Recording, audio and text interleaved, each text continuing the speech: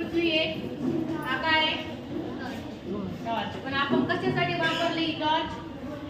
सूर्याचं प्रतीक समजून आपण काय हे केलं इकडे इथे दिसतंय सूर्याचं प्रतीक म्हणून आपण टॉर्च वापरलेली आहे. पृथ्वी स्वतःभोवती फिरता फिरता सूर्याभोवती चक्कर मारते त्याला काय म्हणतात?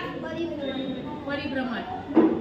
आणि एक विशिष्ट कक्षेमध्ये पृथ्वी सूर्याभोवती परिभ्रमण करत असते आणि ती कक्षा लंब वर्तुळाकार आकाराची असते.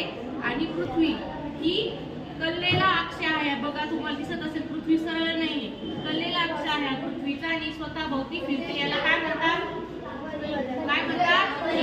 आता तुम्ही जर निरीक्षण केलंय पृथ्वी सूर्यासमोरून जाते परिभ्रमण करत तर तेव्हा काय होतंय पृथ्वीचा जो भाग परिभ्रमण करताना समोर येतो त्या भागावर काय असतं?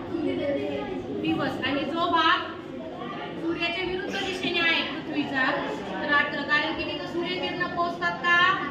नाही. अशा प्रकारे आपल्या पृथ्वीवरती दिवस रात्र घडतात. म्हणून बघा आपण जर कधी बाहेरच्या देशात किंवा कॉल केला किंवा आपण बघितलं तर बाहेरच्या देशात कधी रात्र असते